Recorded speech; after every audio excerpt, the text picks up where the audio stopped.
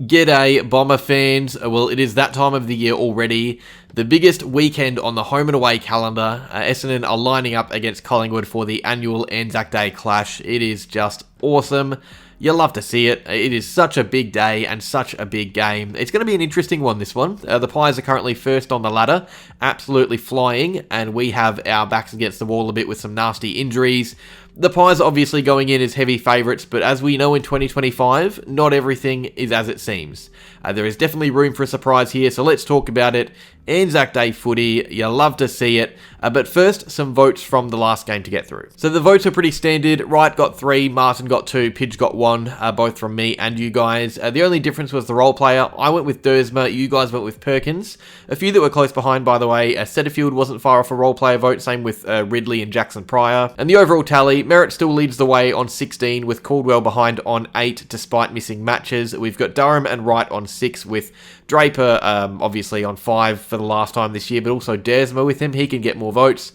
He's playing this weekend. Nick Martin jumps up to 4, and then we have a bunch on 3, so keep up the votes. Alrighty, ANZAC Day, MCG, sellout crowd, probably around 90,000 you'd think if the weather holds up. Even if it doesn't, it's probably going to rain anyway. There'll probably still be about 90,000 there. The rain probably helps Essendon the way we're looking. We are 3-2, having won our last 3 games, 2 of which were against bottom 4 teams. Collingwood have won their last 5 games. They just smashed the Brisbane Lions at the Gabba. They smashed the Swans in Adelaide. They've had some big wins this year. They're looking really good. And it's no surprise that they're the major favourites going into this game by a long way.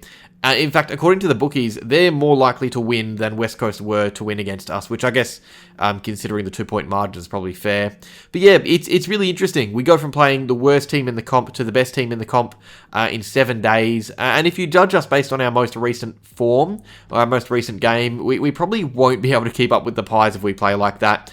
But that's the beauty of ANZAC Day. Form doesn't always matter going into these games. And by the way, we are due an ANZAC Day win. So we go in patches of 4. You guys have probably seen this, but our last ANZAC Day wins were 2021, then 2017, then 2013, then 2009, then 2005. So we've been winning every 4 years, and we are due that ANZAC Day win. So keep an eye on that. And it would just be a weird pattern for that to break now. That would not only mean we lose and upset us there, but it would annoy anyone with OCD looking at that pattern in the results. You know, us not getting the 2025 win. So the footy gods surely want us to win this game. And there's some weird ways to do that. So we're going to talk about Collingwood, what makes them so good. Yeah, so the Pies are the best team right now. There were so many doubters to start the year, but they've proven them all silly.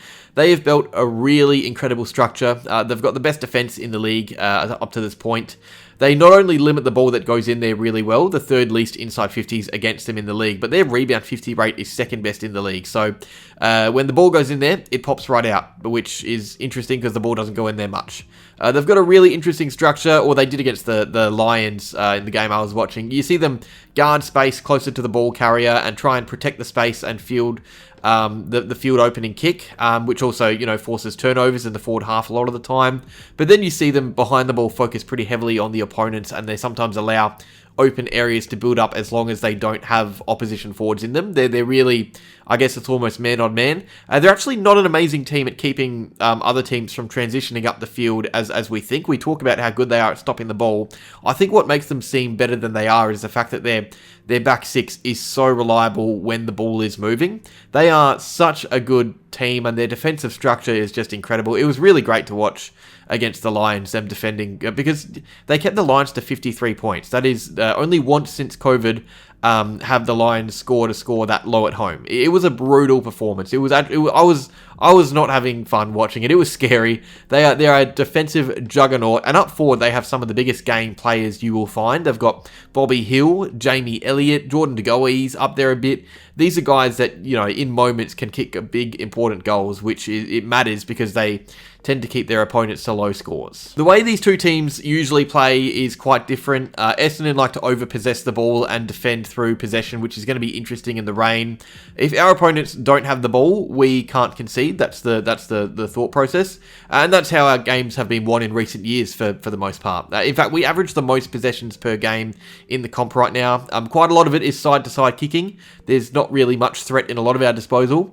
and there's a lot of waiting for a zone to split open, which may not fare well against the Pies, who don't mind defending a slow footy like we, like to play with. As for Collingwood, we all know how good their forward handball game was in that grand final year. It's not exactly how they play now, but it's still, I think, in a game like this, in a high stakes, high pressure game, I think that's going to come into effect. The forward hand pass, the pace through the middle of the ground, especially in the wet. It's going to be really hard to kick the footy. I think the Pies will probably prefer a hand pass heavy game and that pressure and heat, because in such a big occasion there's going to be heat anyway, but because there's going to be rain and heat, it's going to be interesting. I don't think they'll mind soaking up inside 50s from us either if we're just over possessing it, because it's probably going to come back out over our heads anyway. So yeah, it's going to be really interesting to see how we go, not only moving the footy but defending it against the Pies, who are probably going to be pretty quick against us, and obviously we don't like transition. But I think as much as this game is about structure, it is simply just going to come down to the contest, and it's going to come down to moments for players, one-on-one battles in certain areas, how hard one goes in compared to the other. There are going to be about 30 or 40 moments in this game, real 50-50 moments, which can dictate the flow and tempo a bit. Because, if a 50-50 battle is won, you get the hand pass out, the game is back on your terms. You're slowing it down or going quick, depending on how you're playing. So those moments before, the tempo shifts are going to be so important, because the way it's going to be pretty obvious to see who is playing the game the way they want it to be played. But that doesn't just happen. One team doesn't just have the game on their terms from the get-go. It starts in the contest, and whoever wins those 50-50 contests more, especially in a big game like ANZAC Day, whoever gets up in ground balls and contested possessions and contested marks, if those tallies begin to creep closer, red than black and white, it means that the game is more likely being played the way we want it to be played. If we're losing 50-50 contests non-stop, it means the Pies are getting the footy more, which means that's what we don't want. This is why Draper is such a big loss, because he's a guy that you just want there to scrap the ball out in the air or even on the ground. But also guys like Durham and Merritt and even Dersma, these scrappy players are going to be perfect for a day like this. Throw in, Kako and Redmond, Hobbs and Perkins. If these guys are having good games, we're probably right in the hunt. And it goes without saying, but against a defence this good, we just have to take our chances. This is a game where Peter Wright really comes into it.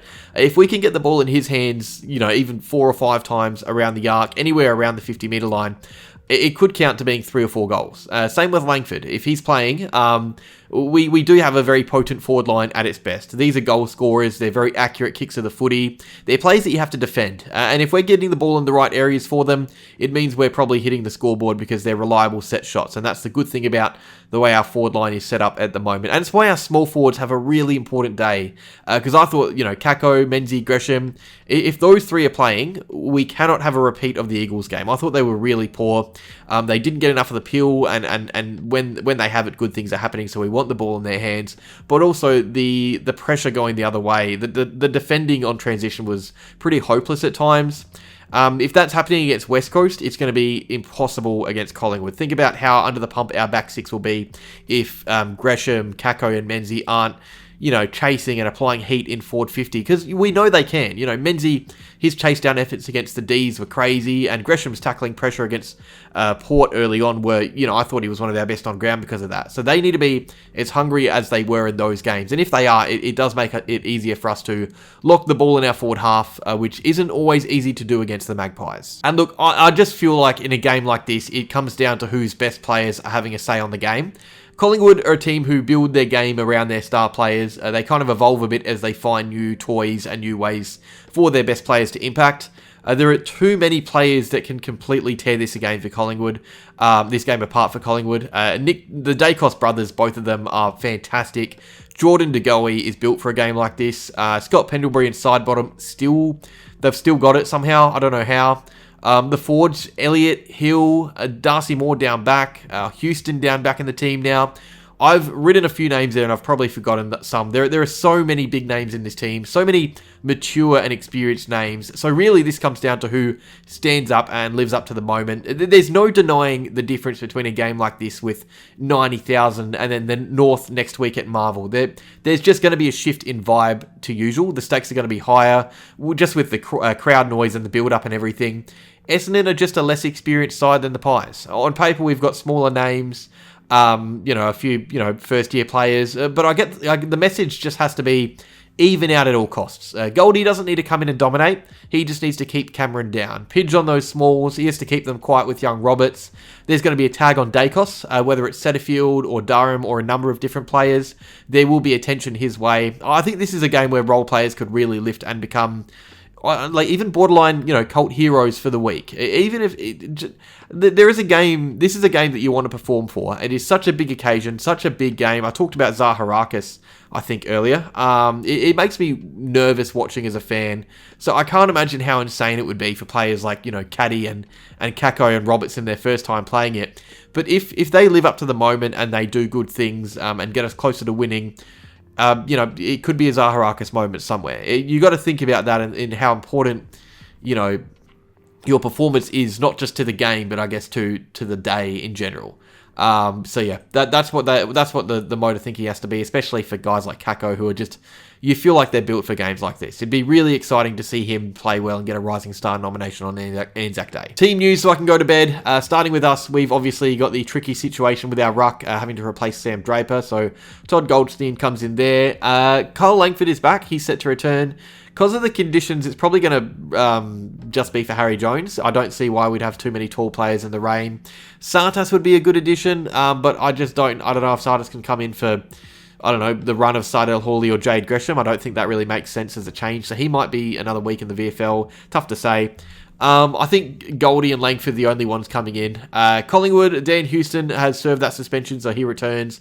He could be coming in for Mason Cox, because I think Cox was just replacing Sullivan, who was injured last week. And even though it's different positions, it makes sense in these conditions. So I don't think there should be too much change for both teams, but obviously some big players in and out. Okay, prediction. Look, I think we can win this game of footy. I would love it if we win. I think this would be the sweetest win of the year if it happens, just because I think with our injury situation, it's going to be harder to scrape through for wins, especially against teams like Collingwood. I'd love a big scalp somewhere, and Anzac Day, yeah, it'd be great. I think the rain favours us. It makes it hard for both teams to score, which helps us. I think the fact it's a big occasion could really help, just for for the young kids to match the level of their opponents. It'll force them to.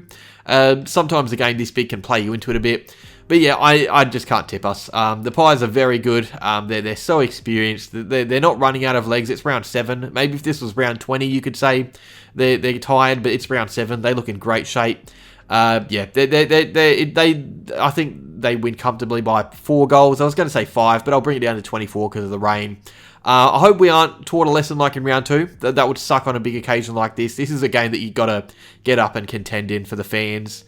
A big loss would be devastating, but yeah, it's hard to see us winning this game. It's possible, but unlikely. The Pies win on Anzac Day and break the 4-year cycle, which hurts us with OCD. But that is that. Cheers for watching. Like if you enjoyed, subscribe down below, comment down below who you think will win this game of footy, and as always, go Bombers.